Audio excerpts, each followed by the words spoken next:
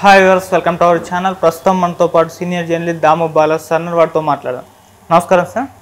నమస్తే సార్, రేవంత్ రెడ్డి గారు ఒక ఏక్నాథ్ షిండే అవుతారు అని చెప్పేసి TV9కి ఇచ్చిన ఇంటర్వ్యూలో కేసీఆర్ గారు నిన్న చెప్పడం చూస్తున్నాం. ఇది కాస్త ఈ స్టేట్మెంట్ కాస్త సంచలనంగా అయితే మారింది.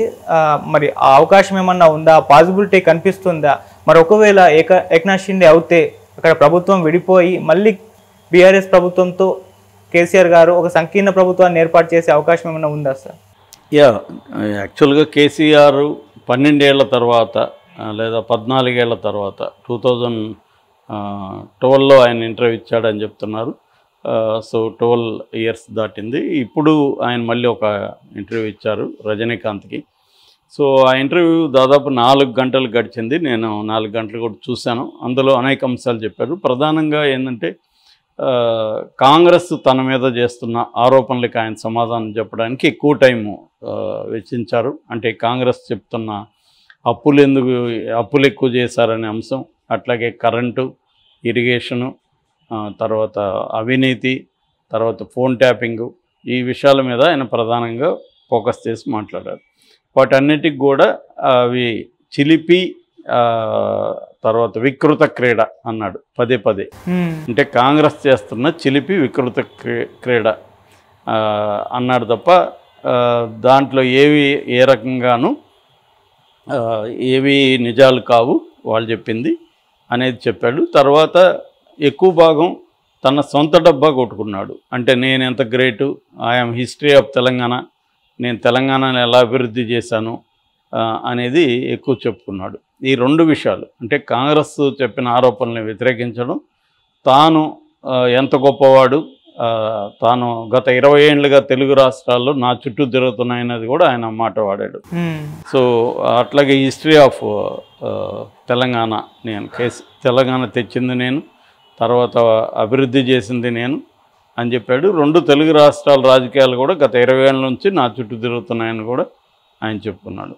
అట్లాగే తాను ఓడిపోవడానికి కారణం తమ వైపు నుంచి ఏ తప్పు లేదు, ముఖ్యంగా కేసీఆర్ వైపు నుంచి అస్సలు ఒక చిన్న తప్పు కూడా లేదు. ఏదన్నా తప్పులు జరుగుంటే లోకల్గా క్యాండిడేట్ల నుంచి కొంత ఉంటుంది, కానీ ప్రధానంగా ఓడిపోవడానికి కారణం తెలంగాణ రూరల్ ప్రజలు అమాయకులు కాబట్టి వీళ్ళిచ్చిన దొంగ హామీల్ని నమ్మి ఓట్లేశారు. ఆల్రెడీ వాళ్ళ కడుపు నిండింది, అభివృద్ధి చేసేసాను నేను వాళ్ళకి ఇంకేమీ ఇబ్బందులు లేవు. ఇబ్బందులు లేని వాళ్ళు ఇంకా ఎక్కువ ఇస్తారంటే ఆశపడి వేశారు తప్ప అది ఇంక వేరే ఏం కాదు. సో నా వైపు నుంచి ఏమీ లోపాలు లేవు. మన రేవంత్ రెడ్డి కాంగ్రెస్ ప్రభుత్వం ఇచ్చిన 420 హామీలు ఇచ్చారు వాళ్ళు, ఈ దొంగ హామీల్ని నమ్మి మోసపోయారు వీళ్ళు అనే వెర్షన్ కూడా ఆయన చెప్పాడు. దాని తర్వాత అవినీతి జరగలేదు అనేది కూడా ఆయన చెప్తున్నాడు. అభివృద్ధి జరిగింది తప్ప అవినీతి జరగలేదు. ప్రతి దాంట్లో అవినీతి అంటే ఇంకా అభివృద్ధి జరగదు అనేది కూడా చెప్పాడు. అప్పులు అమెరికా అతి సంపన్న దేశం, 27 ట్రిలియన్ల ఎకనామీది, దానికి అప్పులు కూడా అంతే ఎక్కువ ఉన్నాయి. అభివృద్ధి ఉన్న చోట అప్పులు ఉంటాయి, అప్పులు లేకుండా అభివృద్ధి ఉండదు. వ్యక్తుల అప్పు వేరు, రాష్ట్రాల దేశాల అప్పులు వేరు అనే విషయాన్ని కూడా ఆయన ఎక్స్ప్లెయిన్ చేశారు. అట్లాగే కవిత అరెస్టు కూడా అక్రమం అనేది ఆయన ఓపెన్గా కుండబద్దలు కూడా చెప్పాడు. అసలు ఆ స్కామే జరగలేదు, అదొక లిక్కర్ పాలసీ. ప్రతి రాష్ట్రానికి పాలసీలు ఉంటాయి, లిక్కర్ పాలసీని పట్టుకొని వీళ్ళు స్కామ్ అన్నారు. ఒక ముఖ్యమంత్రిని అరెస్ట్ చేశారు, ఒక ఎమ్మెల్సీని అరెస్ట్ చేశారు, ఎమ్మెల్యేలను అరెస్ట్ చేస్తున్నారు. ఇది ఎప్పుడూ లేదు, ఒక నియంతలాగా ఆయన ప్రవర్తిస్తున్నాడు మోడీ అనేది కూడా ఆయన చెప్పారు. అట్లాగే కాంగ్రెస్ నుంచి 20 మంది నాతో టచ్లో ఉన్నారు. మీరు ఎప్పుడు చెప్తే అప్పుడు మేము బయటకు వస్తాం సార్, ఎందుకంటే రేవంత్ రెడ్డి బీజేపీలోకి వెళ్ళేట్టు ఉన్నాడు, ఆ పెంట ఎందుకు మనకి, మేము వస్తాం, మనం గవర్నమెంట్ ఫామ్ చేద్దామని వాళ్ళు వస్తుంటే నేను ఆగమని చెప్పాను అనేది కూడా ఒకటి చెప్పాడు. సో ఈ క్రమంలో ఆయన రేవంత్ రెడ్డి మీద ఏకనాథ్ షిండే అని కూడా అన్నాడు. అంటే మేము గవర్నమెంట్ని అయితే కోల్దామేమో, కానీ బీజేపీ కోల్దా వస్తుంది, ఎందుకంటే మాకప్పుడు 104 సీట్లు మాకున్నాయి, ప్లస్ ఓవైసీ సపోర్ట్ ఉంది, అప్పుడే మమ్మల్ని కోల్దేవాలని బీజేపీ ట్రై చేసింది. వీళ్ళు 64 ఉన్నారు, వీళ్ళని కోల్దేవిదా అనేది ఆయన చెప్పాడు. సో రేవంత్ రెడ్డి కాంగ్రెస్కి మోసం చేసి బీజేపీతో కుమ్మక్కయి ఏకనాథ్ షిండే లాగా మారిపోతాడు. అటువంటిది మారిపోయినప్పుడు గవర్నమెంట్ వాళ్ళు ఫామ్ చేస్తారా లేదా అని అడిగితే గవర్నమెంట్ వాళ్ళు ఫామ్ చేయలేరు. ఎందుకంటే చాలామంది అప్పుడు 20-25 మంది నాతో వచ్చేస్తారు కాబట్టి నేను గవర్నమెంట్ ఫామ్ చేస్తా, నేను సీఎం అవుతా అన్నట్టుగా ఆయన ఆ పాజిబిలిటీని నేను కొట్టిపారలేను, నేనైతే అది ట్రై చేయను, కానీ పాజిబిలిటీ అయితే ఉంది అనేది కూడా ఆయన మాట్లాడాడు. అంటే ఇది ఇప్పుడు ఇది కొత్త కాదు, ఆల్రెడీ కాంగ్రెస్ గవర్నమెంట్ వచ్చినప్పటి నుంచి కూడా వీళ్ళు ఈ ప్రభుత్వం కూలిపోతుందని మాట్లాడుతున్నారు. దానికి రేవంత్ రెడ్డి కూడా ఉరికిచ్చి కొడతా లేకపోతే తరుముతా ఇవన్నీ మాట్లాడుతున్నాడు. సో ఇది ఏంటంటే రేవంత్ రెడ్డి మన మోడీని బడాబాయ్ అని అనడం, లేకపోతే ఢిల్లీకి వెళ్ళి మోడీని కలవడం, ఇవన్నీ మోడీతో బీజేపీతో రేవంత్ రెడ్డి కుమ్మక్కయ్యాడు. సో ఏకనాథ్ షిండే లాగా పార్టీని చీలుస్తున్నాడు అనేది చెప్పారు. ఇక్కడ ఏంటంటే తెలంగాణలో ఒక 3 స్తంభాల ఆట జరుగుతుంది ముందు నుంచి. బీజేపీ బీఆర్ఎస్ ఒకటి అనే దాన్ని ఏమో బలంగా కాంగ్రెస్ చెప్తుంది, సక్సెస్ కూడా అయింది లాస్ట్ ఎన్నికల్లో. ఇప్పుడు కవితను అరెస్ట్ చేయడం వల్ల ఆ నెరేటివ్లో బలం తగ్గింది. ఎందుకంటే బీజేపీ బీఆర్ఎస్ ఒకటి అని చెప్పే పరిస్థితి గట్టిగా లేదు, కానీ గతంలో ఉన్నింది. ఎందుకంటే కవితను అరెస్ట్ చేయలేదు, బండి సంజయ్ని పక్కన పెట్టేశారు. సో ఇవన్నీ రెండోది ఆయన బీఆర్ఎస్ని పెద్దగా పట్టించుకోలేదు కేసీఆర్. సో ఇవన్నీ కలిపి బీఆర్ఎస్ బీజేపీ ఒకటైన నెరేటివ్ని బలంగా తీసుకెళ్ళగలిగారు కాంగ్రెస్ వాళ్ళు.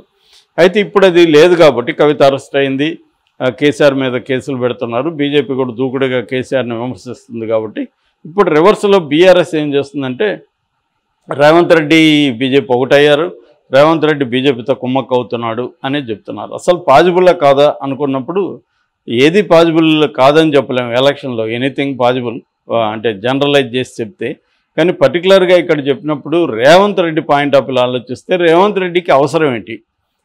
రేవంత్ రెడ్డి కాంగ్రెస్లో బలం బాగుంది, కాంగ్రెస్ అధిష్టానం ఆయన కంప్లీట్ ఫ్రీడమ్ ఇస్తుంది. ఒక రకంగా వైఎస్ రాజశేఖర రెడ్డితో కూడా రేవంత్ రెడ్డిని పోల్చడం మొదలైంది. అంటే ఆయనకి అబ్సల్యూట్ ఇప్పటివరకు కాంగ్రెస్లో ఇంత పట్టు ఎవరికి లేదు రాజశేఖర రెడ్డి తర్వాత.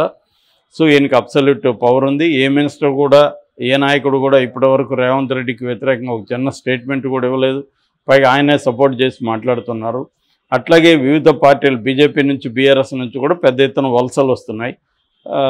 ఈ టైంలో రేవంత్ రెడ్డి ఇంత మంచి బంగారు అవకాశాన్ని వదులుకొని తన పార్టీని తానే విచ్ఛిన్నం చేసుకొని బీజేపీలోకి ఎందుకు వెళ్తాడు అనే దానికి ఆన్సర్ లేదు. బీజేపీలోకి వెళ్ళాల్సిన అవసరం లేదు. దానికి ఇంకొకటి చెప్తున్నది ఏమంటే రేవంత్ రెడ్డి మీద ఆల్రెడీ ఓటుకు నోటు కేసు సుప్రీంకోర్టులో ఉంది. రేపొద్దున ఆ కేసులో ప్రధానంగా మొత్తం 5 పిటిషన్లు ఉన్నాయి. అందులో ప్రధానంగా 2 ఆళ్ల రామకృష్ణారెడ్డి ఇచ్చింది ఏంటంటే, ఒకటేమో దాన్ని సిబిఐకి అప్పగించాలి, ఇంకొకటేమో దాంట్లో చంద్రబాబును కూడా యాడ్ చేయాలి. సో ఈ 2 పిటిషన్లో సిబిఐకి కానీ అప్పగిస్తే దాన్ని అప్పుడు రేవంత్ రెడ్డి కొంత ఇబ్బంది అయితే స్టార్ట్ అవుతుంది. రేపొద్దున అది అప్పగించి దాంట్లో ప్రూవ్ అయిందని చెప్పి మామూలుగా మనకు తెలుసు, మనం అనేక సార్లు మాట్లాడుకున్నాం. ఈడీ సిబిఐ మెథడ్స్ ఎలా ఉంటాయి? ఫస్ట్ కేసు పెడతారు, దాన్ని నోటీసులు ఇస్తుంటారు, దాంట్లో ఇంకొక 2-3 తీసుకెళ్ళి అప్రూవల్గా మార్చేస్తారు. వాళ్ళు అప్రూవల్గా నీ పేరు చెప్పారు భయ్ అని చెప్పి నేను అరెస్ట్ చేస్తారు. ఇది ప్రక్రియ. ఇదే ప్రక్రియ దీంట్లో చేయకూడదా? చేసే అవకాశం ఉంది. ఎందుకంటే రేపొద్దున దాంట్లో డబ్బులు ఉంది కాబట్టి ఈడీ ఎంటర్ అవుతుంది, సిబిఐ ఎంటర్ అవుతుంది. ఈ స్టీఫెన్స్ అన్ని వీళ్ళని అరెస్టులు చేస్తారు. వాళ్ళు అప్రూవల్ మారి ఇది రేవంత్ రెడ్డి చేసాడు మొత్తం అని చెప్తారు. సో రేవంత్ రెడ్డిని అరెస్ట్ చేయొచ్చు, చేయకూడదని ఏం లేదు. ఇప్పుడు కేజ్రీవాల్ రేవంత్ రెడ్డికి అంతా బలవంతుడు. కేజ్రీవాల్ ఆయనకి 2 రాష్ట్రాల్లో ప్రభుత్వం ఉంది, పంజాబ్ అండ్ ఢిల్లీ. ఇంకొన్ని రాష్ట్రాల్లో బలం ఉంది, గుజరాత్, గోవా లాంటి రాష్ట్రాల్లో ఆయన ఇండియా కూటమిలో ఉన్నాడు. అలాంటి నాయకుడిని వాళ్ళు అరెస్ట్ చేయగలేంది ఈ రేవంత్ రెడ్డిని ఎందుకు అరెస్ట్ చేయలేరు?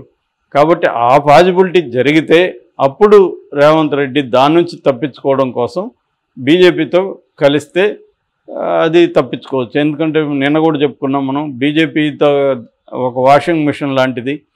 ఎంత మురికి ఉన్నా, ఎంత డర్టీ పొలిటీషియన్ అయినా దాంట్లోకి వెళ్తే మంచి బ్రైట్గా వైట్ షర్ట్ వేసుకొని బయటకు వస్తాడు, క్లీన్ అవుతారు. ఓకే. సో అలాగా చేసే పాజిబిలిటీ ఉంది. మరి అది బీజేపీ చేయిస్తుందా అంటే చెప్పలేం. చేయొచ్చు, ఆల్రెడీ అనేక చోట్ల చేసింది కాబట్టి ఇక్కడ కూడా చేసే అవకాశం అయితే ఉంది, చేయొచ్చు. సో ఆ పాజిబిలిటీ మాత్రం ఉంది. అదర్వైజ్ కేసీఆర్ చెప్పిన ఇవన్నీ కూడా దానికి, ఎందుకంటే ఇదంతా కూడా ఒక ఆర్గనైజ్డ్ ఇంటర్వ్యూ. రజనీకాంత్ తనకు కావాల్సిన ప్రశ్నలనే కేసీఆర్ని అడిగాడు. కేసీఆర్ ముందే ఇదంతా ప్రిపేర్ అయ్యి ఏమేమి ప్రశ్నలు అడగాలి, ఎలా అడగాలి అంతా కూడా ప్లాన్ చేసుకున్నట్టే కనపడుతుంది. ఎందుకంటే ఇబ్బంది పెట్టే ప్రశ్నలు ఏవి వేయలేదు. కేసీఆర్ తప్పే లేకుండా ఆయన ప్రజలు అమాయకులుగా ఉండి నమ్మి ఓట్లేశారంటాడు. అంటే ఇంతకుముందు కేసీఆర్ని 2 సమయాలు గెలిపించినప్పుడు అమాయకులు కాదా ప్రజలు? అప్పుడు తెలివైన వాళ్ళ, ఇప్పుడు సడన్గా అమాయకులు అయిపోయారా అన్న ప్రశ్న అడగాలి కేసీఆర్ని. అట్లాగే కేసీఆర్ ఎప్పుడైనా సెక్రటేరియట్కి వచ్చి పరిపాలించాడా? ఎప్పుడు పరిపాలించలేదు. అవి ఎందుకు అడగలేదు? అట్లాగే ప్రజాస్వామ్యం లేకుండా ప్రతిపక్షాలను కావచ్చు, పౌర సమాజం నాయకులను కావచ్చు, మేధావులను కావచ్చు, వాళ్ళందరినీ భయంకరంగా అణచివేసి వాళ్ళ మీద చివరికి ఉపా లాంటి కేసులు పెట్టి జైళ్ళల్లో పెట్టి వాళ్ళని హౌస్ అరెస్టులు చేసి వేధించారు. అట్లాగే మీడియా మీద కూడా చాలా అక్కసు వెళ్ళగొడుతున్నాడు కేసీఆర్.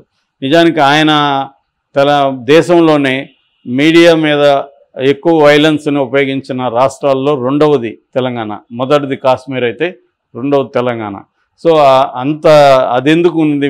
మీరెందుకు అంత ఘోరంగా అణచివేశారు? ఒక ఆర్టీసీ కార్మికుల సమ్మెను 3 నెలలు వాళ్ళని వేధించి వాళ్ళు దాదాపు 10-15 మంది ఆత్మహత్య చేసుకున్నారు. ఇంటర్మీడియట్ పిల్లలు ఆత్మహత్య చేసుకున్నారు, రైతులు ఆత్మహత్య చేసుకున్నారు. నేను అందరి కడుపు నిండిపై బ్రహ్మాండంగా ఉన్నారని చెప్తున్నాడు. సో ఇవన్నీ అడగని ప్రశ్నలు అనమాట. ఇప్పుడు ఎప్పుడైనా అడగకపోతే మనకి అది వింటున్నప్పుడు మనకి ప్రశ్నలు వస్తూ ఉంటాయి. ముందు సమాధానం ఫిక్స్ అయ్యి దానికి తగిన ప్రశ్న రజనీకాంత్ని అడిగించుకొని, పైగా బ్రహ్మాండమైన ప్రశ్న అడిగామని మళ్ళీ రజనీకాంత్ని ఇచ్చేసి అలాగా జరిగింది ఇంటర్వ్యూ తప్ప ఆ ఇంటర్వ్యూ వన్ సైడ్ అని క్లియర్గా తెలుస్తుంది. సో ఇప్పటికి కూడా కేసీఆర్లో అహంకారం తగ్గలేదు, ఆయనలో ఒక ఆత్మవిమర్శ స్టార్ట్ అవ్వలేదు.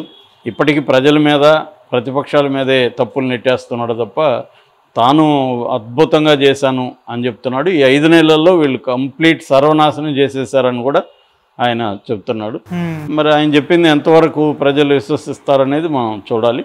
ఏదేమైనా ఇంటర్వ్యూ అయితే పెద్ద హిట్ అయింది. దాదాపు 60-70 వేల మంది లైవ్లో చూశారు. దాదాపు 7 గంటల్లో 10 లక్షల వ్యూస్ వచ్చాయి. ఆ రకంగా అది పాపులర్ అయినట్టుగా మనం చెప్పుకోవచ్చు. Okay sir, thank you so much.